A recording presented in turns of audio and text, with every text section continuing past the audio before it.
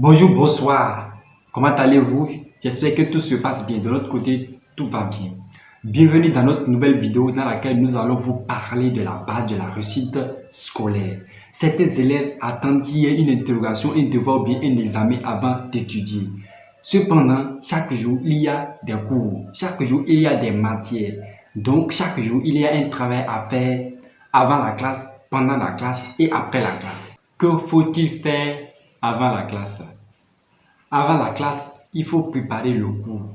Mais comment? On prépare le cours tout en relisant ce que tu as écrit dans ton cahier pendant le dernier cours. En relisant les tests du manuel vus en classe la dernière fois. En regardant quelle est la matière, quelle est la notion que le professeur va expliquer aujourd'hui. Maintenant, il faut aussi noter que cette préparation doit être faite pendant une demi-heure avant la classe, c'est-à-dire pendant 30 minutes avant d'entrer en classe ou bien la veille le soir si tu habites loin de ton école.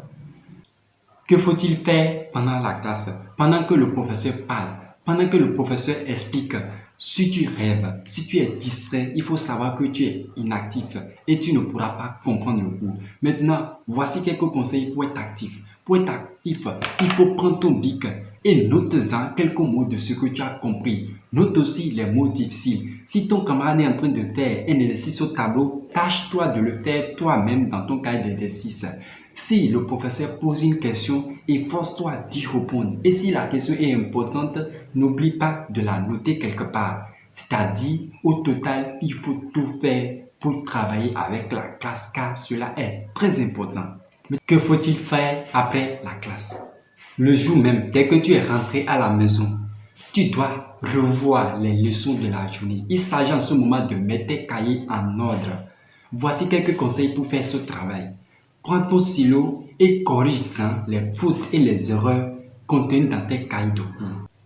Après la correction des erreurs là, il faut chercher l'explication des mots difficiles que tu as eu à noter en classe.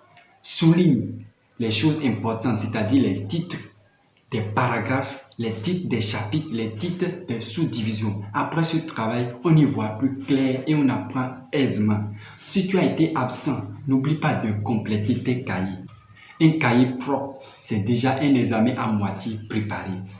Ce sera tout pour cette vidéo. Merci pour votre attention et surtout n'oubliez pas de vous abonner et d'activer la cloche de notification pour ne pas rater notre prochaine vidéo qui sera dans une semaine.